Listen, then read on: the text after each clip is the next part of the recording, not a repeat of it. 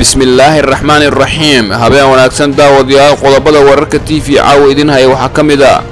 dagaal laga cabsi qabo inuu dhaxmaro Soomaaliland iyo Puntland digniin laga bixiyay halis ka dhalan karta aamusnaanta madaxweyne Farmaajo ra'iisul wasaare Khayre ee ka dhanka ah dawladda Kenya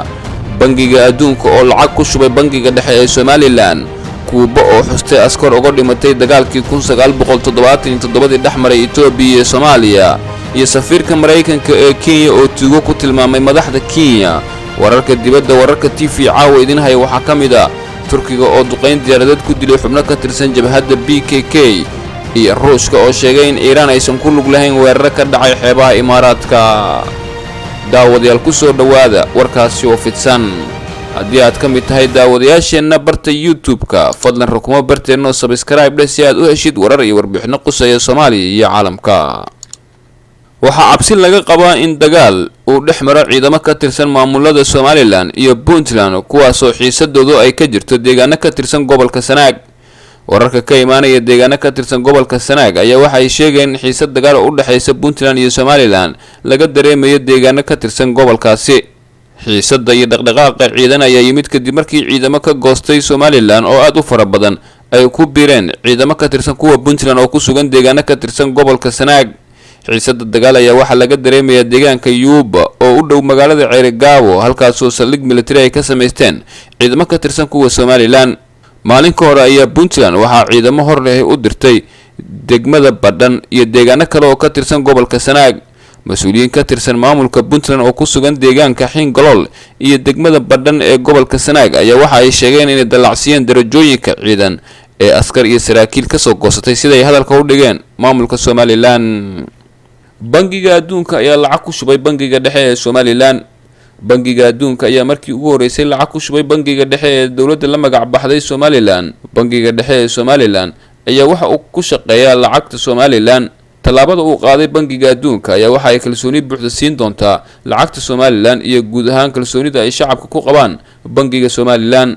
dawladda federaalka ee Soomaaliya ayaa in muddo isku dayeysay in dhaqaalaha beesha caalamka ay siiso Soomaaliland laga jaro ama la hoos keeno dawladda Soomaaliya laakiin arintaasi waa ay guuldareysatay lacagta lagu shubay bangiga dhexe ee Soomaaliland ayaa maamulka Soomaaliland uu sheegay in loo isticmaali doono mashruuca tayeynta habraaca maamulka gudoomiyaha hay'adda shaqaalaha Soomaaliland Farxaan Aadan Haybe ayaa sheegay in lacagtaasi ay kaalin ka qaadan doonto geedi u socodka iyo horumarka Soomaaliland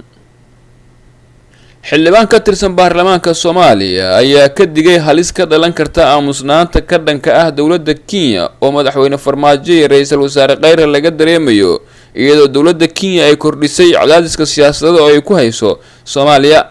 xildhibaan Sakariya Xaaji Maxamuud ayaa ka hadlay go'aanadii ugu dambeeyay ee dawladda Kenya ay ka qaadatay Soomaaliya iyo aamusnaanta madaxda dawladda federaalka ee Soomaaliya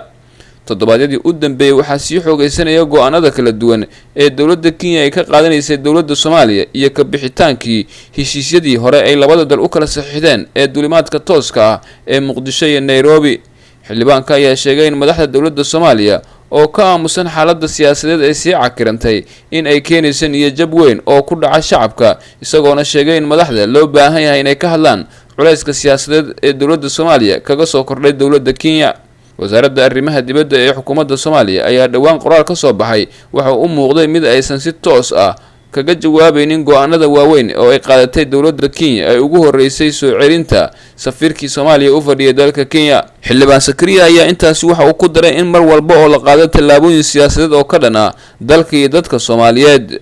loo baahan yahay in dadka ay ka dhiidhiyaan isla markaana ay sameeyaan banaanbaxyo ay uga soo horjeedaan sidoo hadalka u dhigay culaysyadaasi siyaasadeed ee dalka soo wajahay balse hadda ay laayihiin madax garab ku siisa si dadkaasi uga dhiidhiyaan culayska Kenya ay ku hayso Soomaaliya Kenya iyo Itoobiya ayaa walaac badan ku abuuray shacabka Soomaaliyeed kadib markii ay qaadeen tallaabooyin ka careysiyay shacabka Soomaaliyeed maalmihii u dambeeyay madaxweyne Farmaajo ayaa lagu xasuustaa sidii uu la kaftamay madaxda dawlad goboleedyada markii arrimo badan ay isku qabteen balse weli kama uusan kaftamin xaaladaha iyo go'aanada dalalka dariska ah ay ku hayaan dalka Soomaaliya dawladda Kuuba ayaa xustay askartii uga dhimatay dagaalkii 1977 dhaxmaray Soomaaliya iyo Itoobiya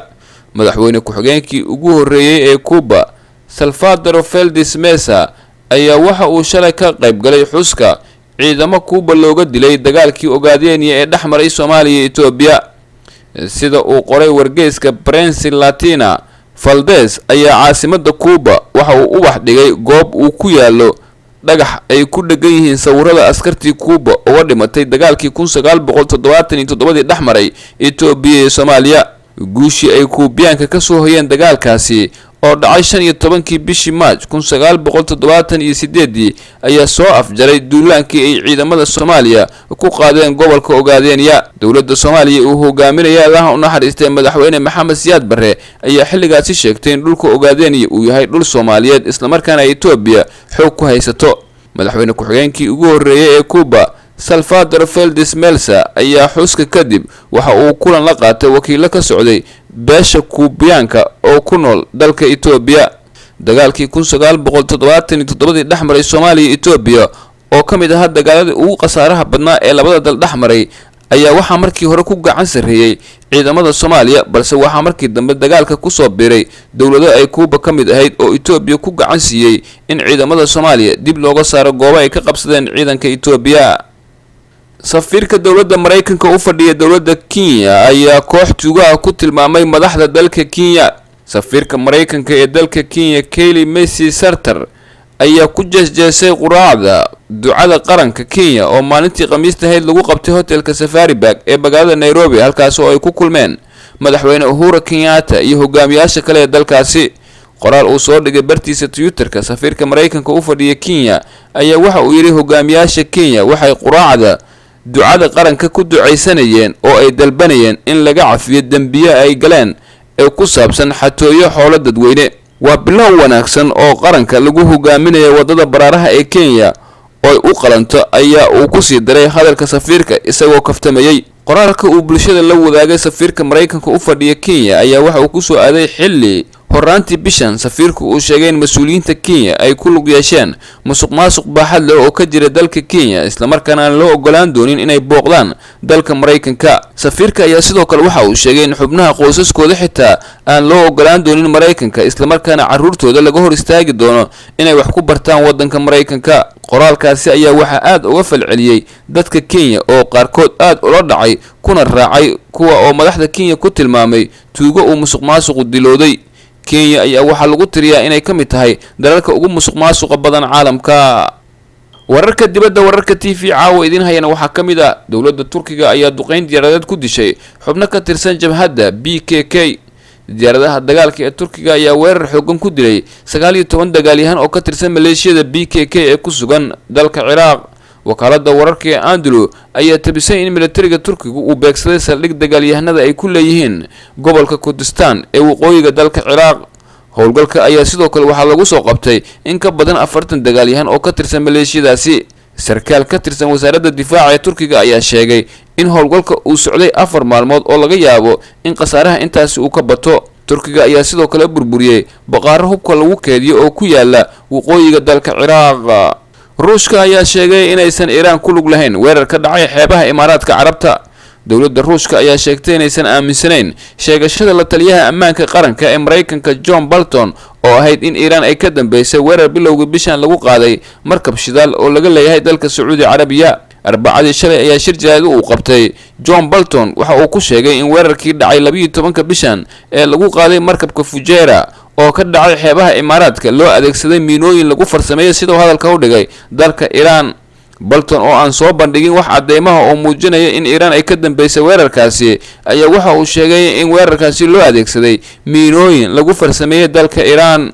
wasiirka arrimaha dibadda ee Ruushka Sergey Rakabov oo ka hadlay maanta arrinta Mareykanka ayaa sheegay in uusan filayn in Iiraan ay ka dambeysay falkan, waxa uuna sheegay in aan la rumaysan karin sheegashada Mareykanka. guud ahaan daawadayaal warkii oo aad kala socoteen wararka TV waa naga inta.